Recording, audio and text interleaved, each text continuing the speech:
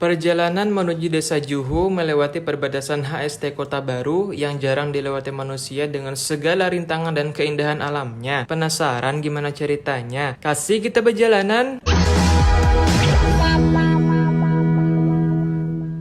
Perjalanan kita diawali dengan menyeberangi jembatan gantung yang menghubungkan antara Kabupaten HST dan Kabupaten Kota Baru. Baru aja jalan kami udah disapa trek yang cukup tinggi menanjak ke atas dan tumbuhan-tumbuhan rimbun yang cukup menutup jalan, yang mana hal ini menandakan bahwa trek yang kami lalui jarang dilewati oleh manusia. Setelah jalan beberapa menit, kami sampai di salah satu persawahan warga Pasumpitan. Semakin kami melanjutkan perjalanan, trek yang dilalui semakin rimbun. Kata warga setempat, emang jarang ada yang mau ke Juhu lewat trek ini karena treknya lumayan sulit dan harus melewati banyak anak sungai. Nah, di sini kita sedikit mendapatkan ilmu geologi dari Pak Rizkan karena beliau juga Master of Science ya. Jadi kita di sini dapat 1 SKS perkuliahan tentang permasalahan geologi. Tapi jujur seru banget dapat penjelasan langsung di lapangan. Makin jauh kami melanjutkan perjalanan, semakin banyak kami menyusuri anak sungai dan vegetasi alamnya pun jauh berbeda dengan vegetasi alam yang kami lalui di hari-hari sebelumnya. Di sini banyak pohon-pohon yang tinggi, tapi pohonnya nggak segede yang kami temui di hari-hari sebelumnya. Aku yang hari kemarin susah payah buat ngeringin sepatu, pada akhirnya basah juga pas ngelewatin jalur yang banyak menyusuri anak sungai kayak gini. Nah, di sini ada rombongan porter yang lagi beristirahat karena emang beban yang mereka bawa tuh nggak main-main, guys. Di sini kita barengan lagi sama Putra Telkom yang kayaknya udah nggak peduli lagi sama sepatunya. Ayo terus. Setelah melewati beberapa anak sungai, kami bertemu dengan rombongan Satpol PP dan BPBD yang lagi beristirahat. Namun di sini seperti biasa yang namanya rombongan Disporapar yang dalamnya orang muda semua, kami izin untuk duluan melanjutkan perjalanan. Di sini kami istirahat sebentar buat foto-foto karena dilihat tempatnya dan vegetasinya bagus. Lumayan buat kenangan gitu kan. Gak lama dari jauh kami mendengar ada teriakan dari salah satu porter yang paling terkenal, ya Paman Isar, yang menandakan bahwa rombongan Bupati sudah dekat. Jadi kami tuh terheran-heran kenapa nih rombongan Bupati bisa secepat ini sampai kami tuh yang dirasa sudah laju berjalan dan jauh jaraknya masih bisa terkapung oleh rombongan Bupati. Sekalinya buat rombongan Bupati nih bukahan guys ya, karena Paman Isar memanasi Bupati supaya laju berjalan jar. Kalian bisa lihat secepat apa Bapak Bupati dan rombongannya jalan ya guys ya. Aku pun kaget kalau rombongan Bupati bisa jalan secepat ini sampai para protokol pun harus loncat ke sana kemari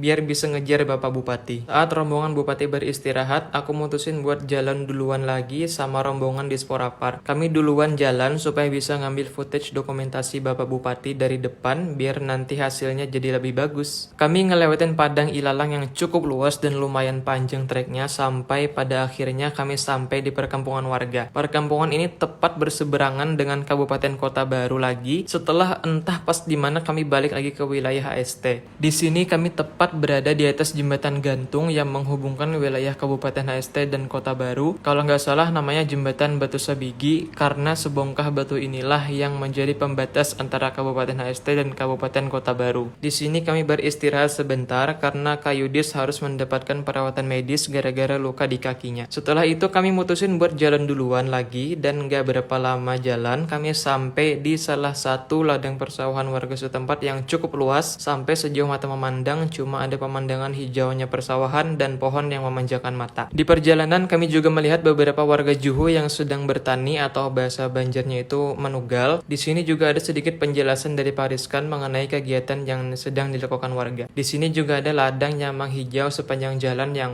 cukup memanjakan mata kami, yang kata Pak Rizkan kemungkinan padi di sini udah berumur kurang lebih 3 bulan. Aku tuh happy banget kalau ketemu pemandangan kayak gini, soalnya hal-hal yang kayak gini tuh sangat merefresh otak gitu loh. Karena kami cukup lama bersantai-santai di sini, akhirnya kami pun terkejar kembali oleh rombongan Pak Bupati. Setelah beberapa saat ikut rombongan Pak Bupati dan ada jeda waktu saat istirahat, kami kembali meminta izin untuk duluan melanjutkan perjalanan. Kali ini kami kembali melewati ladang bambu yang cukup luas dan estetik banget kayaknya kalau mau hunting di sini. Setelah cukup lama jalan, kami kembali harus menyeberangi anak sungai yang cukup lebar, di mana di seberang terlihat ada rombongan dinas pendidikan yang lagi beristirahat. Di sini udah nggak ada cara lain lagi supaya sepatu nggak basah kecuali dengan melepas sepatu dan menyeberang dengan menginjakan kaki ke batu-batu yang licin. Lagi Dan lagi kami kembali harus melewati jembatan gantung, tapi untungnya jembatannya nggak terlalu licin dan karena kayunya kering gitu loh. Nah, ini adalah tanjakan yang cukup curam naik ke atas, sehingga karena banyaknya anggota rombongan Bupati kali ini, kami harus antri buat ngelewatin tanjakin ini. Tatamu pulang, kami lawan putra satpol. Nah, yang ada kawak ada munnya ada kamera, pasti bergaya dah.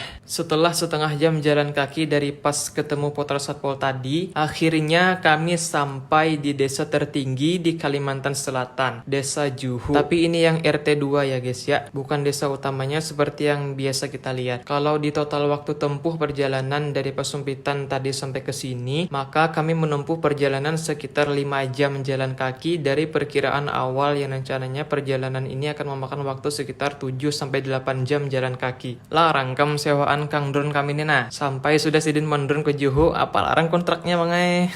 Setelah kurang lebih 10 menit, akhirnya rombongan Bupati sampai juga di desa Juhu ini. Sambil jalan, Bapak Bupati juga menyapa masyarakatnya yang tinggal di sini. Kami langsung melanjutkan perjalanan ke desa utamanya sekitar 15 menit jalan kaki, dan akhirnya kami sampai dan langsung disambut oleh para guru, pembakal, dan masyarakat desa Juhu. Jujur aku speechless banget untuk yang pertama kalinya menginjakan kaki di desa tertinggi dan salah satu yang terindah di Kalsel ini. Dan jujur kayaknya aku ngerasa pemandangan yang dilihat oleh mata itu jauh lebih indah daripada pemandangan yang aku lihat lewat kamera video. Sumpah nggak seindah yang dipandang oleh mata guys. Mungkin inilah kenapa desa Juhu disebut sebagai The Magical Land of Meratus, karena sumpah desa ini sangat menyihir mata orang-orang yang datang ke desa ini. Semua penat dan lelah yang kalian rasain bakalan langsung terbayar oleh keindahan desa ini, dan masyarakatnya pun sangat ramah dengan pengunjung di desanya. Teman-teman yang mau ke desa Juhu nggak perlu repot-repot bawa tenda, karena di sini ada disediain oleh warga setempat rumah untuk pengunjung yang berkunjung ke desa Juhu. Setelah sampai dan beristirahat sambil menikmati pemandangan alam desa Juhu, kami disuguhkan teh panas dan biskuit Roma yang semakin menambah nikmat yang Tuhan berikan. Ya Allah, ya Allah, ya Allah, pokoknya nikmat benar tuh pang. Kada kau dikisah nikmatnya mun kada merasa langsung ke sana kam. Oke guys, jadi mungkin sekian dulu cerita kita di part desa Juhu kali ini. Selanjutnya kita akan bercerita tentang pengalaman kami bertemu dengan kakak bidan yang paling terkenal dan tersohor bukan hanya di desa Juhu, tapi juga di kalangan para pendaki yang pernah ke desa Juhu. Dan juga cerita Bapak Bupati dan dinas lainnya berkegiatan sosial di SDN Juhu dan peresmian TK pertama di desa Juhu oleh Bupati Hulu Sungai Tengah. See you guys!